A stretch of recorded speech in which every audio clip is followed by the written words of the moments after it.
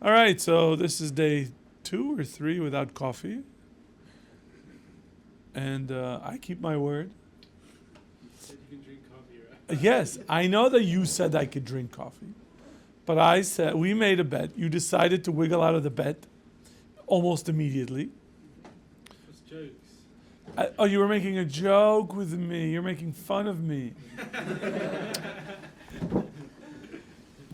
I got to see his Olam Haba. He was just added some more coals to the fire. It's funny that you said coils. Coals. Vape uses coils.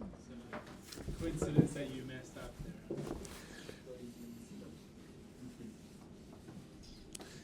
there. Okay, can you please now put your clothes on? It's too hot. It's too hot.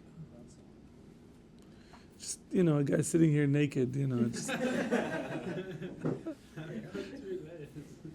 What? I've got 2 layers. Yes, your underwear is 1 layer. Thank you for sharing. There's certain things I don't need to know. So we are in Midat HaBitachon, and we're going to enter a new topic very quickly. So we talked a little bit about yesterday people placing wrong emphasis on honor and kavod because they want to get closer to rich people, but their motivation is to get that. You're going to break your neck if you do that. You know that. So he says towards the end of this passage, he says that your parnasa, if it's not going to come in one way, it'll come in another way. And if it doesn't come from this place, it'll come from that place. If it's not going to come from this person, it's going to come from another person. And he says the person needs to say the following, that God created me with a form and shape and tchuna. These are characteristics that I have that for who I am. And he made me such way that I could get parnasa that will be best for me. And he brought me into this world at a set time, to a set place, in a particular family. Right? None of you were raised by wolves. Right?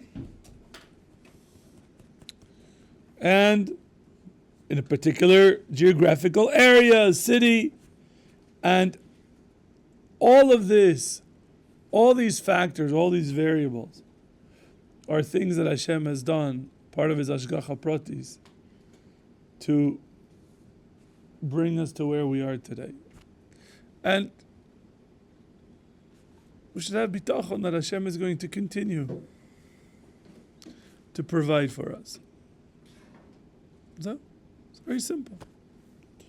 So again, the shir is the Fuat Rosh Yeshiva, Rav Nata ben Rochel, and also Fuha for Eitan Eliyahu ben Rivka Liza, and B'toch Shar Cholei Israel, and they should all have B'sorot Tovot. Now let's talk about your favorite.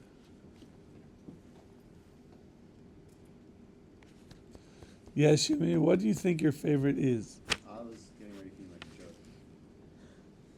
I was going to make a joke, or you're going to make a joke? You were going to make a joke. I'm going to make a joke. What joke will I make? What's for you to know? For me to... Yeah, I thought maybe you're going to help me.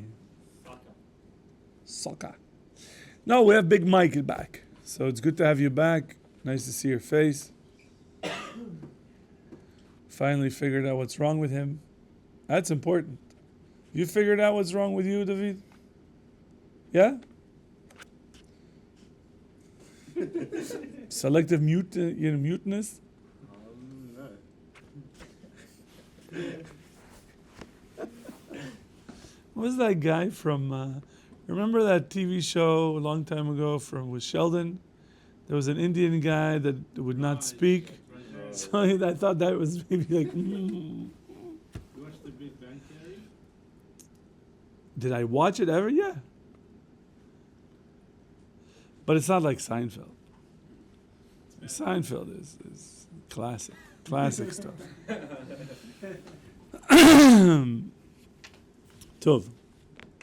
No, your favorite is your family, your friends, your relatives, your roommates, your people that you know, and your enemies.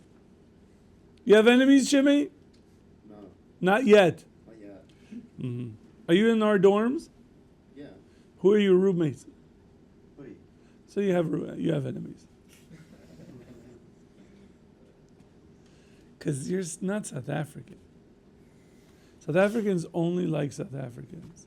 Australians get along well. They do, but they're plotting against you. Secretly. Yes. Enemies close. Yes. We know that they're after us, but they can never defeat us.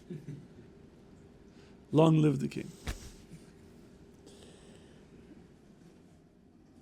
Do you have your political system in Azerbaijan? Is it what kind of government do you have?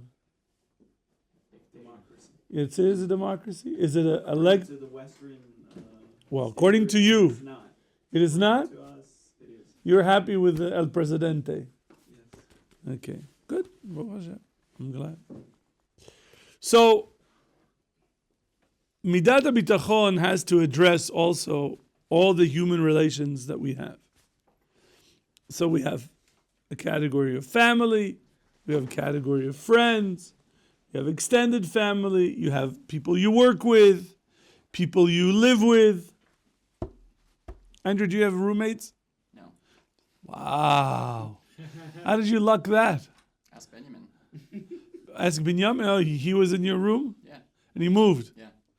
Oh, that's one way to do it. Kol hakavod. I think the bed that's not mine is maybe the worst because it's right next to the stairs, so it's very loud.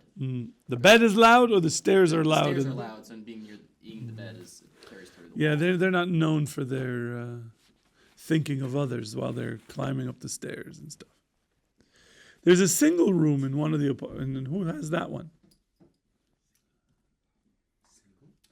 It's a guy in renewal, I think. What? It's a guy in renewal. They gave him that room? Uh-huh. Okay, just checking. You ready? So here's what he says. If you look at all the categories, there are different madregas of people. Right? You can rank them in level of importance or level of closeness, level of intelligence, level of emotional maturity. Avi, can we prank people on April 1st? Yeah, that's a level of maturity. Do you remember how old you are? Yes. You're no longer in kindergarten or elementary school. We don't throw spiders at people in the shower. Rabbi, why would you give it away? Because you asked me, could you do it? And I said no. So why would I let you keep that? And now I took off the Yetzer Hara so that if you do it, but not only that, anybody else who does it, you're going to be blamed for it.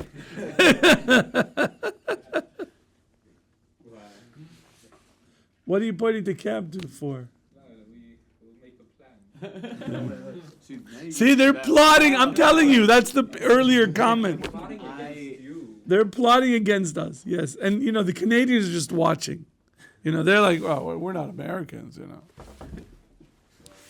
They're 51sters. Okay. So I don't know where Dan is today. So we're going to have to figure out when the class is over on our own. We just can't stop. I guess we'll never know. Guess what, they're going until next week? So he says, we have these categories of people. And these categories of people is you take all of the people in the world and they fall either in two categories.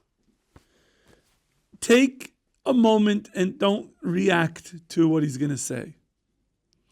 just consider these two options.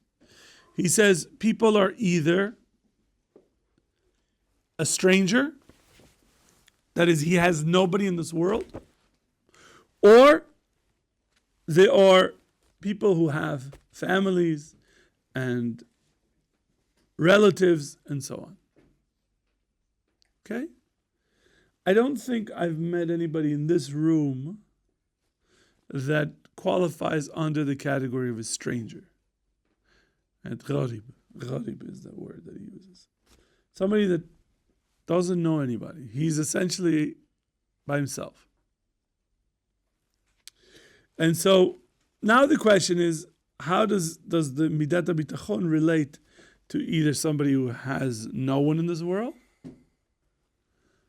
or how does it relate to people who have family and friends and the whole shebang? Throwing shabbatonim, an awesome apartment,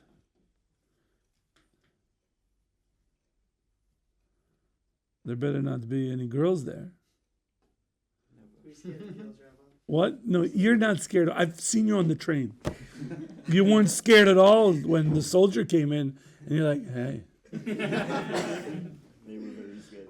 I'm most scared of soldiers, Rabbi. Girl plus soldiers. What? What? A girl plus a soldier. That's the scariest combination. What did he say? Can somebody translate what he Girl said? that is a soldier is the scariest combination. A girl and a soldier A girl that is a soldier. is a scary combination for you? I don't know. I speak English. I don't understand his language. I need, subtitles. So let's say, Andrew, that's a category. A person that has no one in this world. So don't react and start crying, Lenny. Just listen to this concept that he says. So he says this person then doesn't have any family, doesn't have anybody, should find solace in Hashem during his loneliness.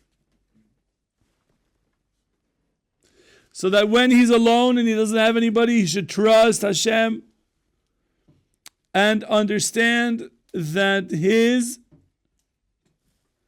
madrega in this world of being alone is really the way that the neshama is in this world.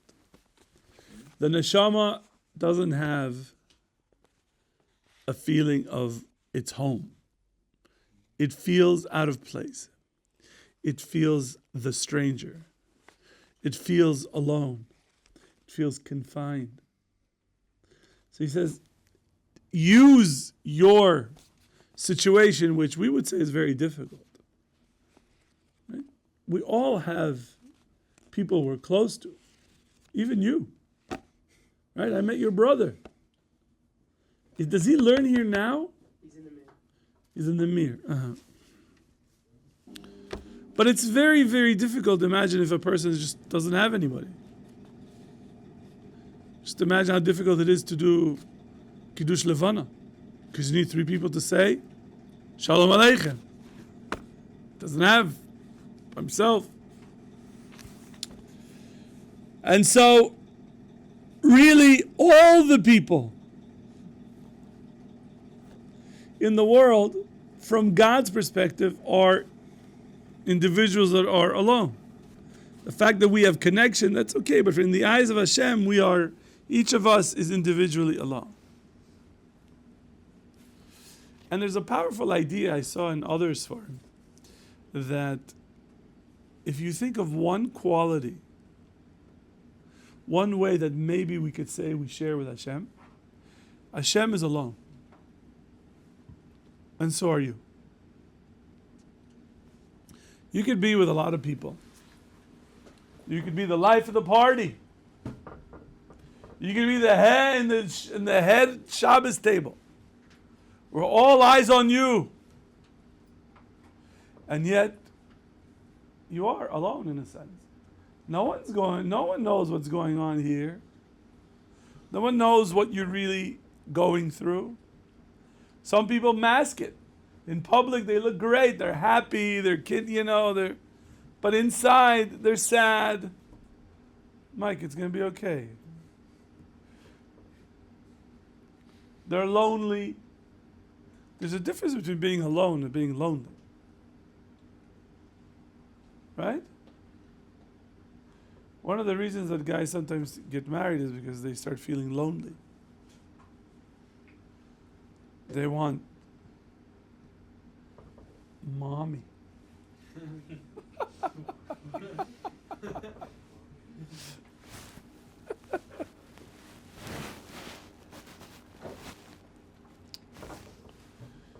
You don't have that problem yet, do you?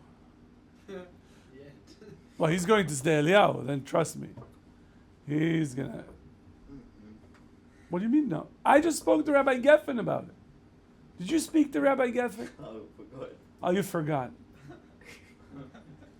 I set it up, I lined everything, said, just for you, and Gemara.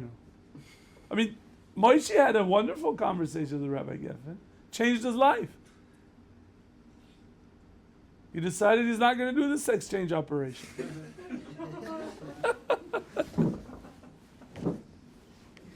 I need a second opinion. Don't. So this being alone, he says that when a person feels lonely, think about the idea that in the same way that Hashem is alone, so are we in a sense. And that should help our connection with the Kadosh Baruch Hu. And he says that when you are alone, you realize that even when people have family and relatives, in the end of the day, they won't help you. Your relatives won't help you, your wife can't help you, your children cannot help you. None of them are going to lead you, to help you when you get to Olam Haba. You are on your own. Whatever you built in Olam Haba, this is what you're going to get. However mitzvot and good maasim tovim you've done and Torah you learned, that's what's going to accompany you. Nothing else.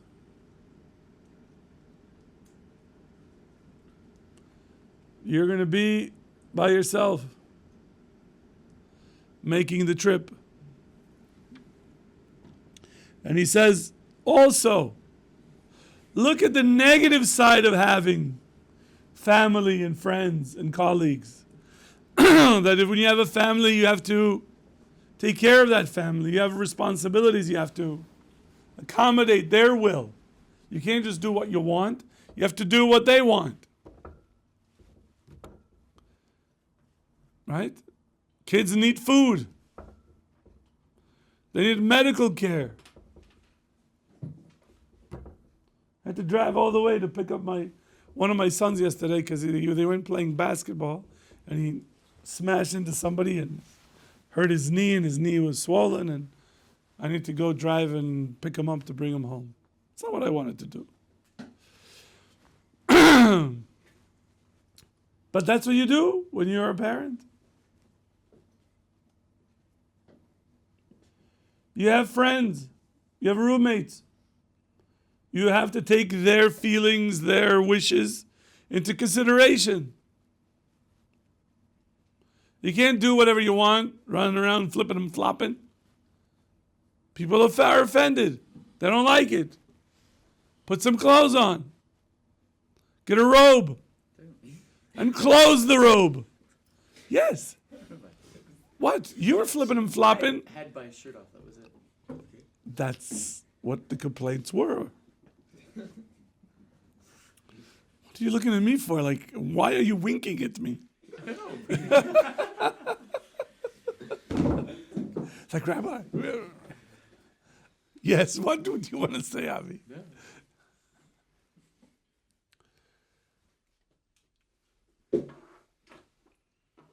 When you have people you work with, it's complicated. Right? Even in roommate situation, mechina situations, you have to... Not everybody gets along, David. We all are from different cultures, from different part of the world, different families, different ideas of what a person should do with his free time. Somebody wants to go to sleep. Somebody else doesn't want to go to sleep. This one wants to play music. This one wants to be the hangout room.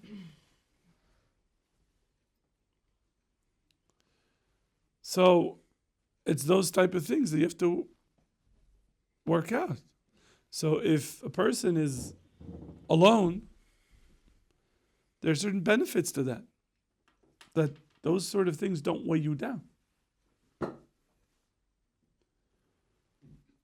A friend of mine who was an Auschwitz survivor, his name was Sam Fried, Zichrono Livracha, told me something very interesting. He said, Auschwitz was actually very easy. And I looked at him. I said, what are you talking about? He said, in Auschwitz, there was no such thing as thinking about what are you going to do later. There isn't anything you had nothing to worry about. All you had in mind is where you are now and what you need to do next. That's it. You only thought this 5 minutes, which means, let's say, you woke up, you need to go to the bathroom. That was it. That's it. You never thought more than that. You went to the bathroom, then once you're done in the bathroom, now you figured, okay, I have to shower, and then how am I going to dry myself? That is, he said, I never had to worry about what other people thought. I just had to, think of what is the task in front of me, and that's it. So in that sense, he said to me, one of the more difficult things to integrate in society for me was when I got back, now I have to take into account people's feelings, and if I say this, then this person gets hurt. If I do that, what is it? Now, he was there as a teenager. And as a teenager, this is what he, that was imprinted on his mind. And he sometimes would get frustrated. He would have a project that he wanted the community to do. And people had different opinions, and they wanted this, and they wanted that. And he would get frustrated. He goes like, listen, well, what is this? But that's how it works. That's how society works. Like during Ben Azmanim, right? There's a break. So my wife always tells me, you have to do something with the boys. You have to do something. I said, I tell them, guys, whenever you're done, like you woke up in the morning, went to daven, ate breakfast, you're ready to go, I'm ready, tell me whatever you want to do. Great. So by the time they wake up and they go to shul and they come back and this and that, and then they say, what do you guys want to do? They can't agree on what they do. They start arguing. This one wants to do this one wants to do that, this one. So then I said, just tell me what. By the time they're done, it's already lunchtime. So I got to go daven mincha, we eat lunch. And then my wife comes home, like, what'd you guys do today? Couldn't make up their mind. That's what happens. What happened to your ear? Did you hurt your ear or something? Yeah. There's treatments for that. Shimmy, help him. Get him some Neosporin. Do you know what Neosporin is? Do they have that in Australia? What's that? Oh, it's a miracle drug. It's this like ointment that you put on cuts and bruises and things like that, and it helps heal much faster. What? Is it polysporin? No. That's the same thing. Same thing. No, I thought you went to the Chesed trip today. I did. I just came back. It was actually very short. They kicked you out? No, it was like for an hour. It was not that long. Tough. Because I assume that you won't be here. Okay. So if you end up being alone, realize what gift it is from Hashem. Now there are times that nobody wants to be alone. Like, let's say someone's birthday. Would you like to be alone on your birthday? Ideally, no. buy yourself, you're buying yourself a little cupcake, put a candle and sitting there. Happy birthday to me. Happy birthday to me. Happy birthday. So there are holidays, right? Imagine being by yourself in Leila Seder. It's sad. It's hard. That's why we open our homes and we invite guests so that people are not alone on Leila Seder. Right? Probably bring in all the, the community, and you're looking at me like you're gonna make a joke, but I'm not. I'm serious. You want me to make a joke? You don't know, because there's a joke in here.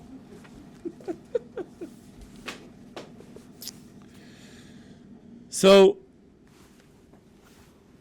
he says, when you are alone, you could invest and work on getting Olam Haba.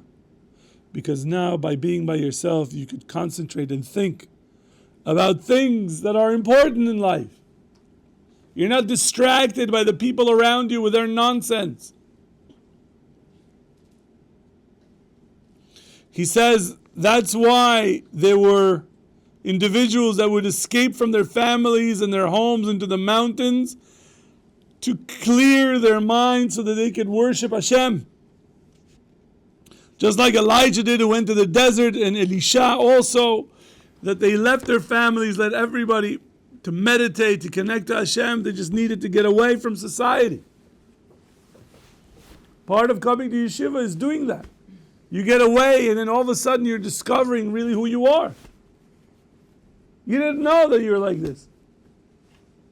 But all of a sudden you find out things about yourself that you didn't know. Yes? I understand, I love my personal time, I enjoy it. But like you said, people going to the mountains by themselves, leaving their families, is that not in a way contradicting the Chovos that says someone should have a community? No, it's not to do it forever. But remember, he's talking about somebody his situation is that he's alone. For whatever reason. And he says, the way that looking at it from a perspective of bitachon and Hashem is to see the benefits of it.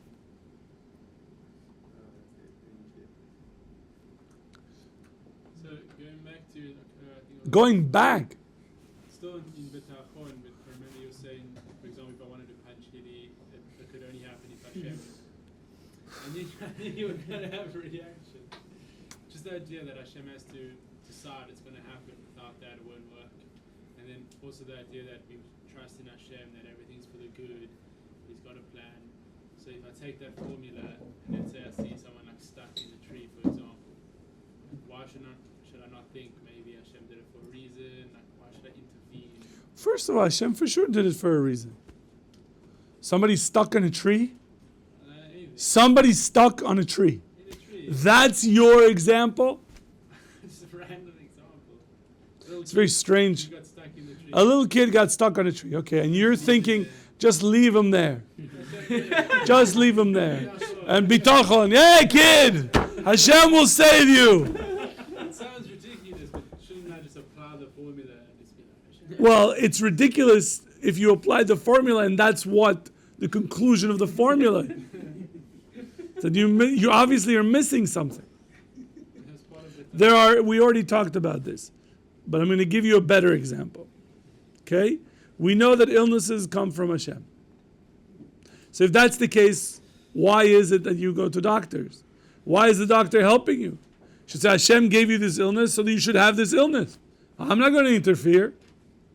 But the Torah commands the physician to provide health for him. That's part of the Gzeira. So if it was decreed that this kid needs to be on the tree, but it doesn't decree that therefore nobody could help the kid. It's you were walking by, Hashgacha Prati, so you can do the mitzvah of helping this poor kid.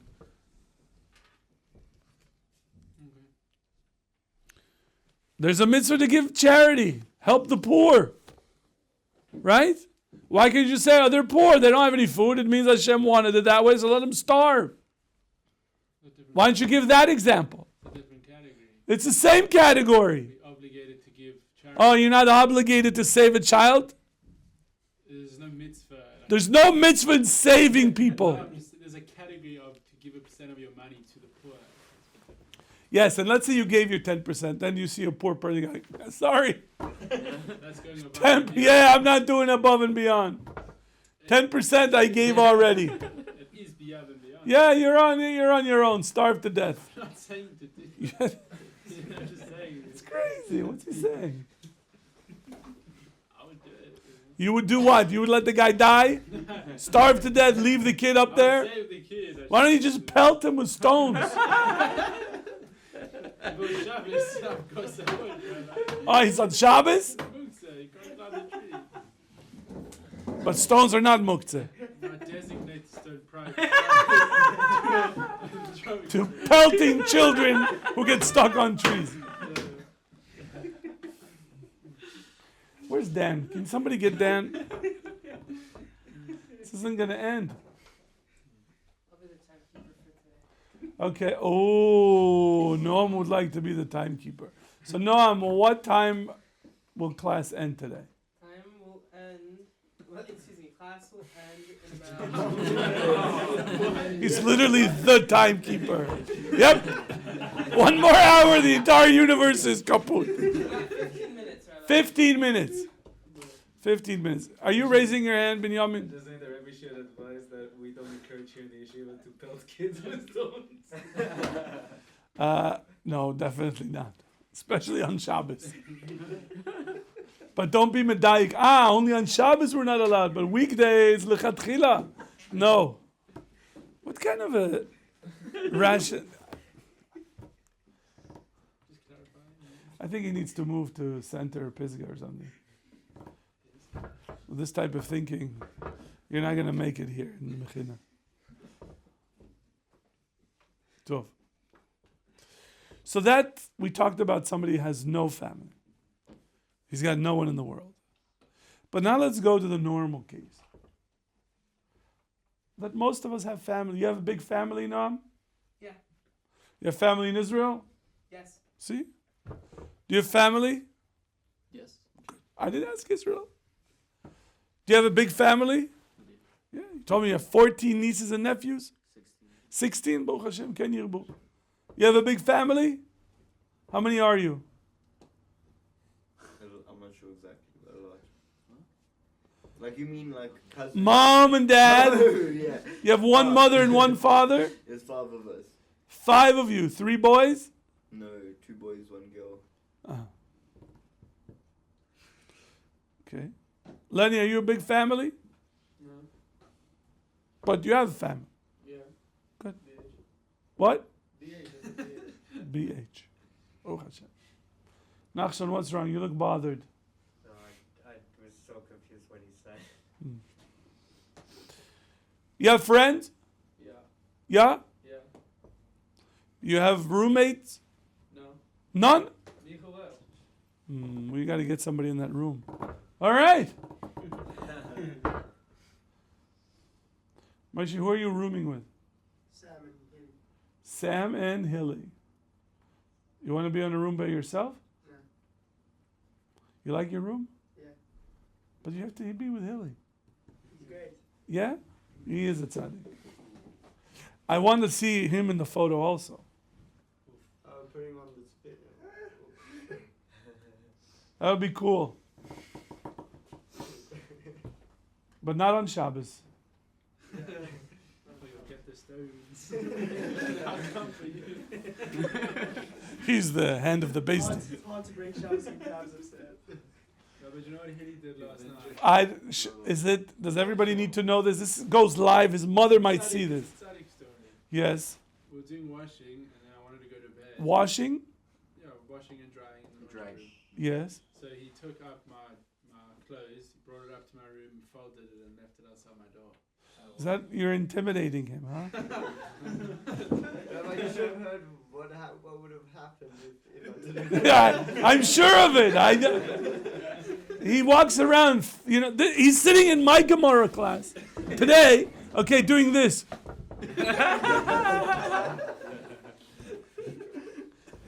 True? Yeah, it's true. He had it coming, Rabbi. He had it coming.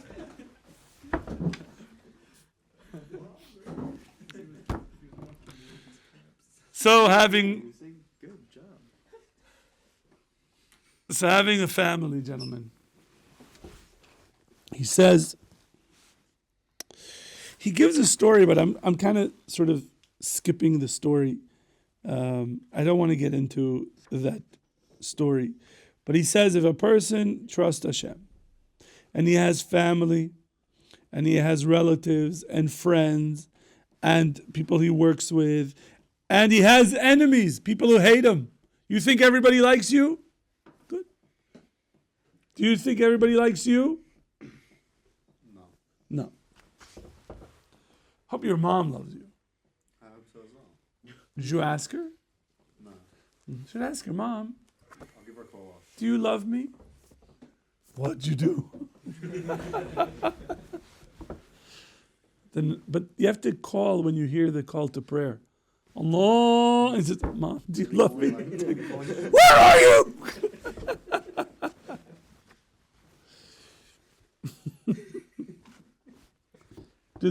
You hear Muazzin also in Azerbaijan? Do they wake you up in the morning? It's not very loud. People complain. The Jews are not the ones complaining. That'll be the last complaint they ever make. So he says, you should trust that Hashem will save you, will protect you from all of them. From your family, from your friends, from your colleagues, from your enemies, from everybody. And your job is to fulfill their rights and do what they need. Do right by them. Treat them the best way you can. Do what's good for them, provide them good counsel, help them to whatever is benefiting them, whether in religion or in this world. And do it because of the mitzvah, v'ahavta l'reacha kamocha. All the headaches and all the troubles and all the things that you get in return, trust Hashem. One of the most interesting mottos that I've heard, it's one of my favorite, is no good deed goes unpunished. That is, you do good things for people, and then in the end, what you get back is a punishment from them. Right? Poor Hilly's standing there in the middle of the night folding the clothes, and in the morning gets yelled at because the underwear weren't folded in 3 folds, but only 2. 2:30 a.m. to be precise, right? 2:30 a.m. That makes this kid, poor kid. And then the kid, is late for Gemara because he's had to being bullied by.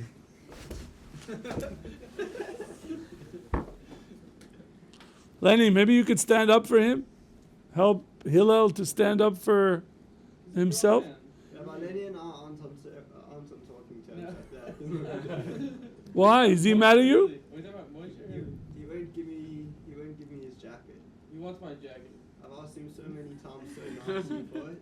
He just won't give it to me. Well, first of all, I'm not sure you're allowed to ask for things from people. That's coveting.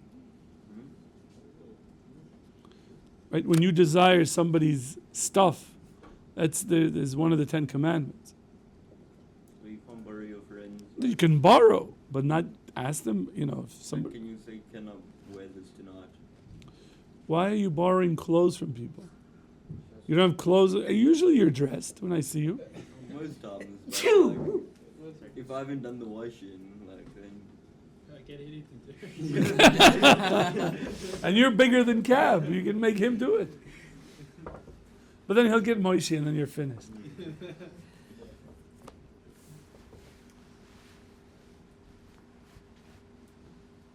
So it's a very important principle that even if we hold by the definition, the statement that no good deed goes unpunished, we still have an obligation to do the good deed. The Torah's perspective is you have to do what the Torah says, which is you have to love your fellow Jew like you love yourself. You have to do for everybody the best way that you can, even if it's going to come back and bite you.